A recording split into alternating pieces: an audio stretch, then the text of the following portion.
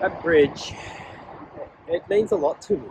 And it, in the living life, in the dreaming life, it's played a role in my life. And I'm about to cross it to go to Vietnam and then through Cambodia and up to Nepal.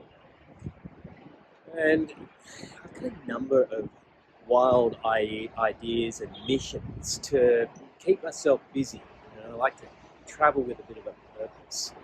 I'm going to be researching primarily for my second book to help complement Sian, the character who is moving through 1789 Cambodia. And I'm going to be using this trail that I discovered last year up through Angkor Parai, Mount Chiskor Temple, and then through to maybe Wat Pho in Laos. And so here I am about to cross this great bridge, and there she is. She is a bit like the great sea that Hemingway talks about, whereby she can withhold favors or she can be a delight. But if she is wicked, it's only because she can't help it. And in the same way, this bridge can't help it when there are breakdowns, and in most cases, society can't really help it when we run into challenges because individually we're such great people.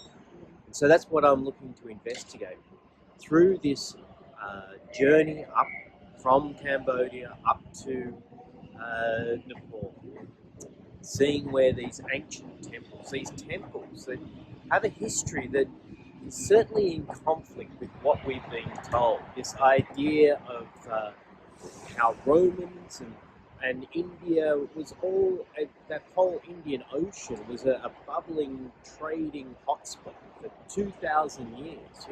These temples in Cambodia, they've found Roman coins there. That's just to give you an idea of like the trading routes that were happening some 2,000 years ago. So also, I'm heading up to Nepal to investigate the final four moves of the 18 Lohan. A Qigong set, which was brought across by either an Indian or possibly a Parisian man. Anyway, a man of great knowledge who knew a thing about Qigong. And so I'm looking to go and learn these final four moves brought to the world by Bodhidharma. And so that's going to be interesting. So they're the first two things. And then I'm looking to update regularly for some yoga, which, of course, I've been practicing for some 25 years now. And then some Tai Chi, also 25 years of knowledge, which I'm hoping to pass on some simple exercises that you can incorporate into your life for better health and a little bit better relaxation and awareness of life. And of course body work, which will include that Qigong. And finally I'll be promoting my first book, which was The Cow Said, and that's a book which took place in Sri Lanka.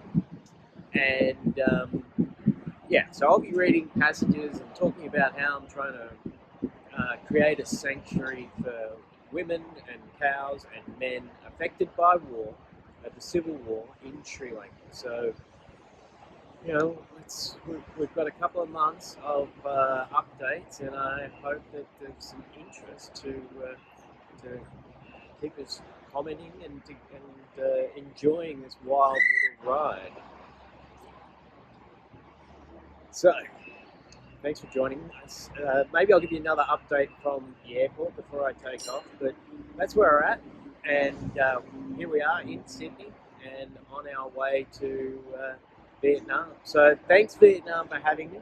Thank you, Australia, for being an incredible country of amazing people who we are. A reflection for the rest of the world.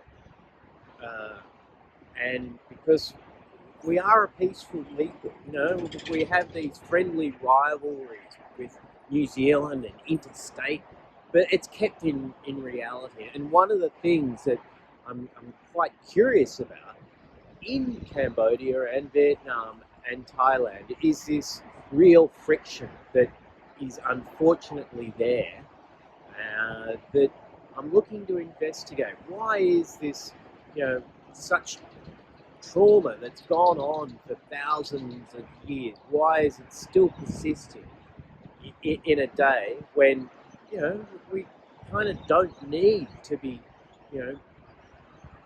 doing what we did 250 years ago, which was invading, marauding, kidnapping, slave trading, all these terrible things. It's incredible that we are here as humans with such love in our heart, because really we've come from such challenging places. And we're going to dig a little bit deeper and see if we can bring more light to our hearts and our lives, and I hope you can join me along the way. Namaste. Come on is the Vietnamese word for thank you, or a slight pronunciation of it. And thank you, Vietnam, for having me. Thank you, taxi driver, for being honest and good. And looking forward to having a pho and some good food and seeing the culture and enjoying the world.